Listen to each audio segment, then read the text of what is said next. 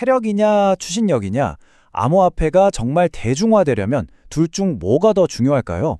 오늘은요, 이 두 가지, 그러니까 완전히 다른 전략을 가진 두 네트워크를 비교하면서 이 흥미로운 질문에 대한 답을 한번 찾아보려고 합니다. 자, 그럼 바로 본론으로 들어가 볼까요? 파이 네트워크, 다들 아시죠? 사용자가 정말 수백만 명, 어마어마하잖아요. 그런데 말이죠. 왜 시장에서는 뭔가 제자리에 멈춰 있는 듯한 느낌을 줄까요? 이 엄청난 커뮤니티를 가지고도 왜 앞으로 나아가지 못하는 걸까? 이게 바로 오늘 우리가 파헤쳐볼 핵심, 바로 그 역설입니다. 저는 이 상황을 이렇게 한번 불러보고 싶어요. 추진력 없는 체력. 딱 맞지 않나요? 파이네트워크는 진짜 엄청난 커뮤니티라는 이 막강한 체력을 가지고 있는데 정작 앞으로 나아갈 힘, 그 엔진 같은 추진력은 좀 부족해 보이는 거죠. 이게 진짜 핵심이에요. 보세요. 락업 같은 기능들 물론 좋은 의도로 시작했겠죠. 커뮤니티를 위한 거다, 장기적으로 보자, 다 좋은 말이죠. 근데요, 시장은 정말 냉정합니다. 의도? 그런 거 신경 안 써요. 시장이 보는 건 딱 두 가지. 데이터랑 돈의 흐름. 그러니까 실질적인 움직임이 있냐 없냐, 그것만 본다는 겁니다. 그럼 도대체 뭐가 파이의 발목을 잡고 있는 걸까요? 이 구조적인 장벽들을 하나씩 짚어보죠. 우선 그림자 공급량이라는 게 있어요. 눈에는 안 보이지만 시장에 엄청난 압박을 주는 거죠. 뭐냐면 아직 마이그레이션 안 된 물량, 또 팀이 가진 물량, 이게 언제든 시장에 쏟아져 나올 수 있다는 그 불안감, 그 심리적 압박이 엄청난 겁니다. 그리고 또 뭐가 있냐? 바로 끝도 없는 락업 해제 스케줄이에요. 이게 무려 2028년까지 계속 이어진다니 시장에겐 계속 공급폭탄이 터질 수 있다는 신호로 보일 수밖에 없죠. 세 번째 딜레마는 아이러니하게도 바로 그 강력한 존버 문화 자체입니다. 이건 잠시 후에 더 자세히 볼게요. 그리고 마지막, 아마 이게 제일 근본적인 질문일 텐데요. 그래서 파이로 뭘 할 수 있는데 이 질문에 대한 명쾌한 답이 아직은 잘 보이지 않는다는 거죠. 자, 아까 말했던 그 존버 문화, 이게 진짜 양날의 검이에요. 한쪽 날을 보면 와, 커뮤니티 믿음이 정말 대단하니까 가격이 폭락하는 걸 막아주는 든든한 방패가 되죠. 근데요, 그 칼의 다른 쪽 날을 보면 모두가 팔지 않고 꽉 쥐고만 있으니 어때요? 거래가 아예 안 일어나잖아요. 거래량과 유동성이 그냥 바싹 말라버리는 겁니다. 그럼 외부 투자자들 입장에서는 어떨까요? 아니, 저긴 거래가 없네? 들어가도 팔 수가 없겠는데? 하면서 들어오길 꺼리게 되는 거죠. 악순환의 시작입니다. 자, 그럼 이제 시선을 확 돌려볼까요? 완전히 다른 엔진을 단 프로젝트, 인터링크 네트워크에 대한 이야기입니다. 이건 시작부터 설계 철학 자체가 완전히 달라요. 인터넷의 주어를 계정에서 사람으로 바꾼다.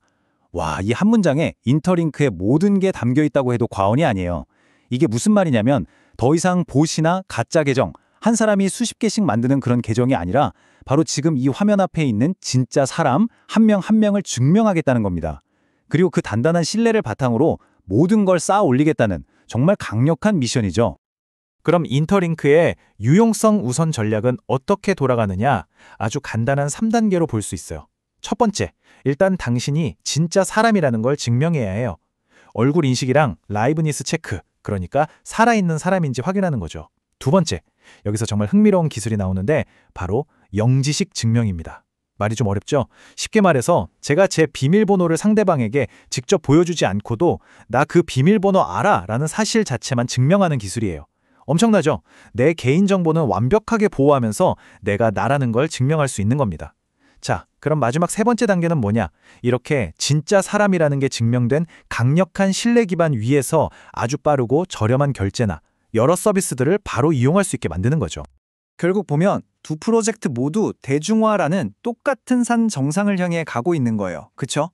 다만 그 정상에 오르는 길이 완전히 정반대인 거죠. 자, 그럼 이제 이 두 개의 등산로를 나란히 놓고 한번 비교해 보겠습니다.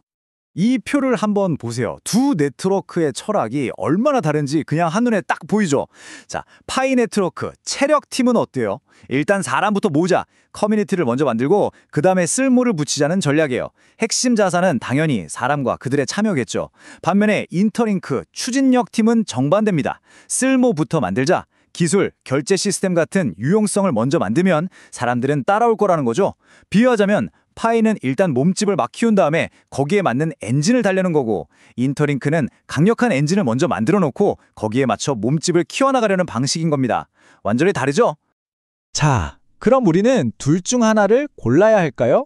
체력이냐, 추진력이냐? 근데요, 여기서 아주 중요한 생각의 전환이 필요합니다.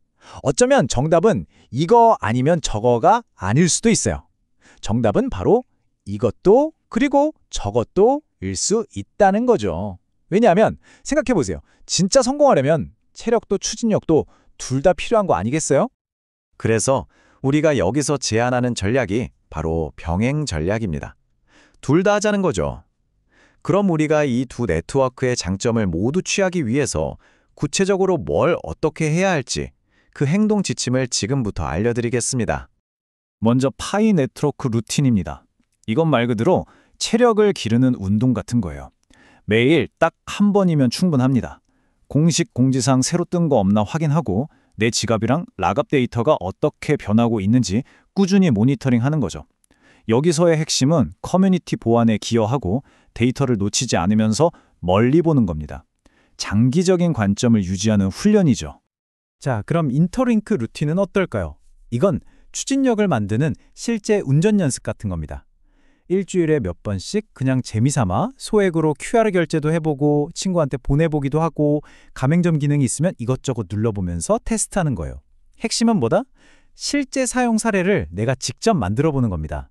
거래 속도가 얼마나 빠른지 직접 느껴보고 이 작은 행동으로 경제 활동을 일으키는 거죠. 자, 이제 거의 다 왔습니다. 결론으로 가면서 우리가 오늘 나눈 이야기의 가장 중요한 핵심 메시지를 다시 한번 되새겨 봐야 할 것 같아요. 그건 바로 진짜 가치는 그냥 가격 그래프를 멍하니 쳐다보는 데서 나오는 게 아니라는 겁니다. 가치는 오직 우리의 능동적인 참여를 통해서만 만들어집니다. 그렇다면 여기서 말하는 진정한 가치라는 게 대체 뭘까요? 그건 바로 우리의 꾸준한 일상 속 습관들, 그리고 실제로 써보는 그 경험들이 모여서 진짜 경제를 만들어내는 것, 그걸 의미합니다. 단순히 모니터 속 숫자를 보는 게 아니라 우리의 시간과 노력을 들여서 벽돌 한 장 한 장 쌓아 올리는 것과 같아요. 그러니 이 문장 하나는 꼭 기억해 주세요. 그래프를 보며 이기려 하지 말고 당신의 루틴으로 시장에서 승리하라.